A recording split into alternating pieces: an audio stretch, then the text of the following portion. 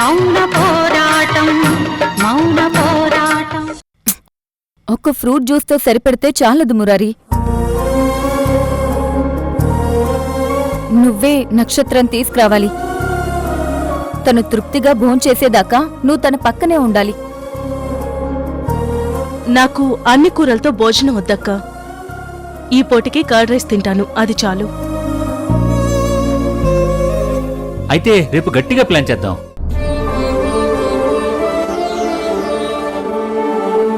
నువ్వన్నట్టు ఈ పూట curd rice తిను.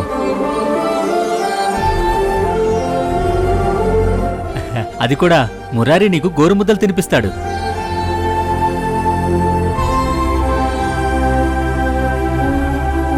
మామయ్య, మురారిని ఎందుకు ఇబ్బంది పెడతావు?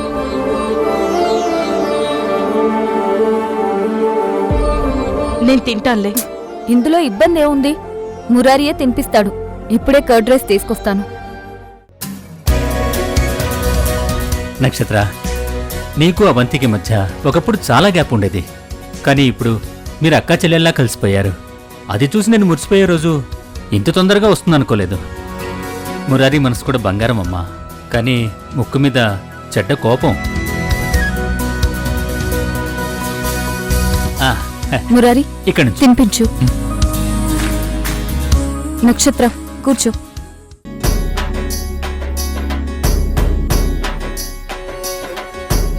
వదినా, స్పూన్ కావాలి. ఇంగ్లీష్ మీడియం స్టూడెంట్లా ఏంటిది మురారి? గోరుముద్దలంటే ఎవరు స్పూన్తో తినిపించరు, చేత్తో తినిపిస్తేనే గోరుముద్దలు అంటారు.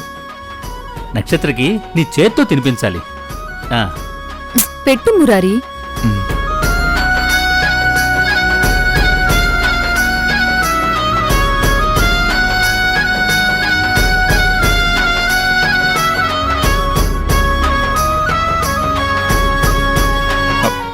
నక్షత్ర, ఏం ఆలోచిస్తున్నావు? తిను. ఏం లేదు మురారి. భర్త చేతి గోరుముద్దలు తినే అదృష్టం అందరికీ రాదని చెప్పాను కదమ్మా.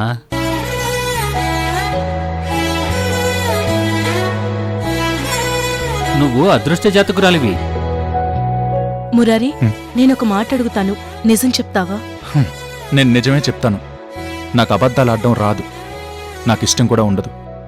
ఏంటో అడుగు నక్షత్ర. మురారి, మీ అమ్మ క్షమించమని చెప్తేనే కదూ నువ్వు నన్ను క్షమించావు.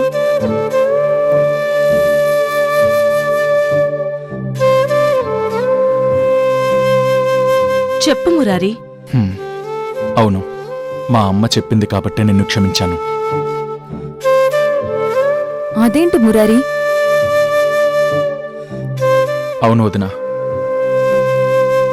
నేను నక్షత్రాన్ని మనస్ఫూర్తిగా క్షమించాలంటే దానికింకా చాలా టైం పట్టొచ్చు.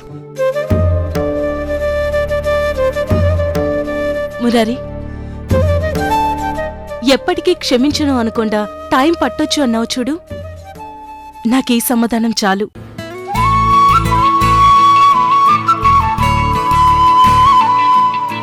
నీకోసం నేను ఎదురు చూస్తూ ప్రతి క్షణం సంతోషంగా గడుపుతాను. చాలా సంతోషం. తిను.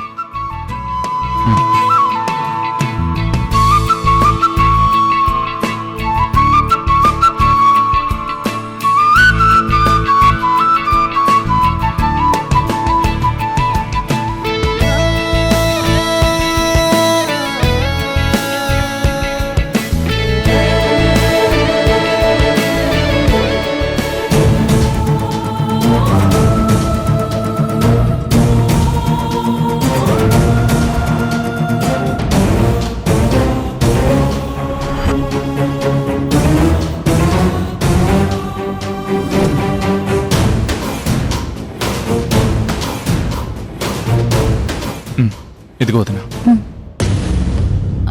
నక్షత్ర, ఈ వాటర్ తాగు.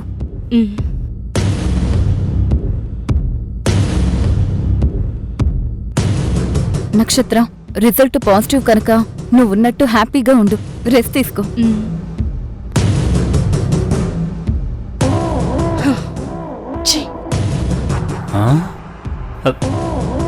ఏంటమ్మా అప్పుడే అంత వైల్డ్ రియాక్షను?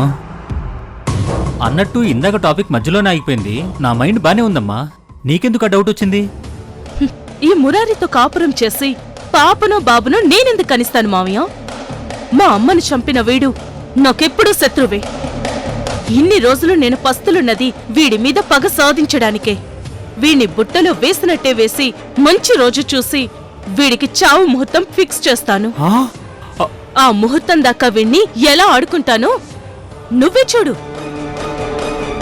నీ వైల్డ్ రియాక్షన్కి మీనింగ్ ఏంటో నాకు ఇప్పుడు అర్థమైందమ్మా.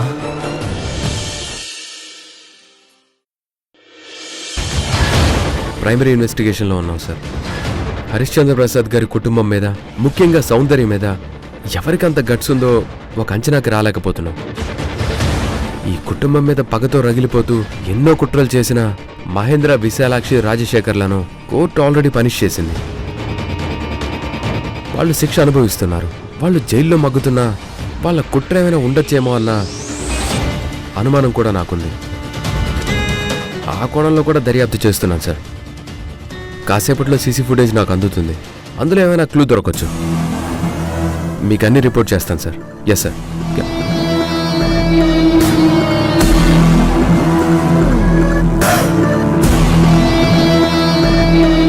Sir. Srinivas, CC footage collect చేశారా? Yes sir. ఇదిగోండి సార్, హౌస్ బయట కెమెరాస్ ఫుటేజ్, ఆపోజిట్ హౌస్ బయట కెమెరాస్ ఫుటేజ్ కలెక్ట్ చేశాను సార్. ఒకసారి చూడండి. వెహికల్లో ల్యాప్టాప్ ఉంది, తీసుకురా.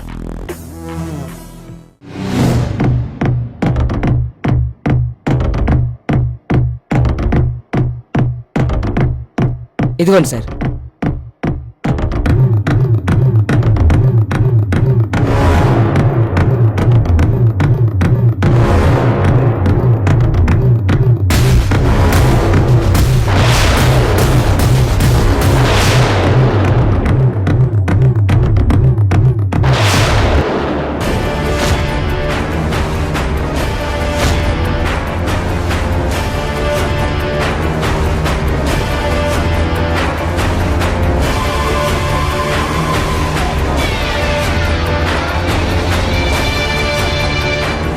ఇంట్లో అది కూడా పెళ్లి కూతురుగా రెడీ అయిన తర్వాత తన మీద ఎవరో దాడి చేశారు. ఆ పర్సనే పైన స్లైడ్ డోర్ నుంచి గోను సంచిలో సౌందర్యాన్ని కింద పడేశారు. పడేసిన పర్సన్ ఎవరో కెమెరా కంటికి దొరకకుండా జాగ్రత్త పడ్డారు. అదెవరో తెలియాలంటే ఈ మాస్క్ పెట్టుకున్న వాడిని మనం వెతికి పట్టుకోవాలి.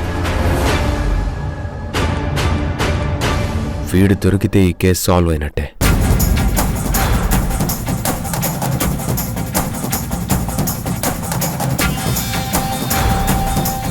ఈ వెహికల్ ఎవరి పేరున రిజిస్టర్ అయిందో వెంటనే తెలుసుకోండి. అలాగే సార్. Okay sir.